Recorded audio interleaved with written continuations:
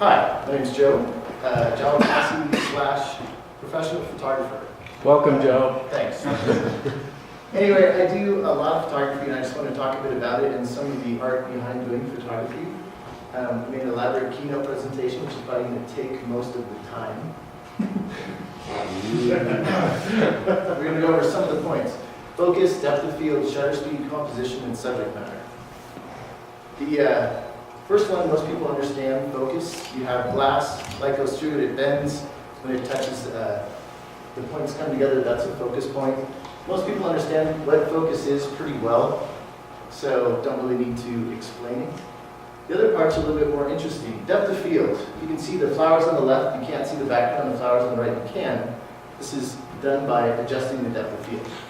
So the aperture of the camera, which is the little metal sphincter inside your lens, either has a tight setting, which gives you less light, but a much deeper depth of field because the light rays focusing have gone through a narrower path and a more parallel. A larger aperture gives you more light, but a shallower depth of field because the plane of focus is a lot narrower from front to back. It also allows you to take faster photographs because more light is coming in. So there's an example, f1.4 and f8.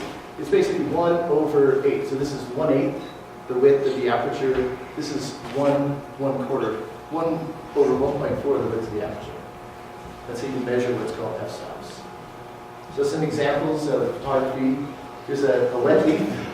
Some sand, you can see it's out of focus in the front and the back, but you can see the band of the focus.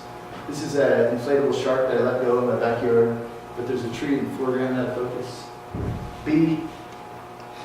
This is in Cancun, very big depth of field here. This is over Shasta, very, very deep depth of field, so a long exposure. A lot of times with long exposure you have to use a tripod so it doesn't get wiggly. This is good. I'm laying on the sand next to a parasailer guy. He let me take a picture of the end of this rose. This is at NASA Kennedy Research, or Kennedy Space Center. This is the cables going up to one of their launch things. This is actually a video game, but it shows use of depth of field, different focus planes just to simulate reality. It's something your eyes see all the time, but you wouldn't necessarily know that.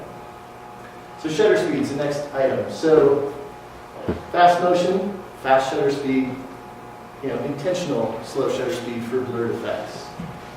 So here's a fast shutter. This is a bee going into a hole. Actually, can we kill one or two more of these lights? You want to get rid of the shadow in there? I know where it is.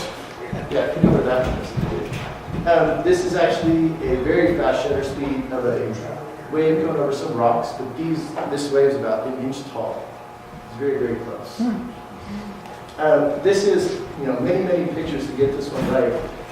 This guy is just peeling out of the pits, and you can see that the shutter speed is fast enough so you can see the wheel spinning, but the whole thing's frozen. You're always playing with this balance of what do you actually want. This is on a tripod standing in the water to get the long shutter, long exposure. Fireworks, same sort of deal, tripod, long exposure. So now composition. What are you taking pictures of? So visual balance of shape and color is sort of what composition is. There's this notion of thirds. If you take a picture and you cut the scene into thirds, it's just for some reason visually more pleasing. 1 minute. Another one, you can see it's sort of cut into thirds.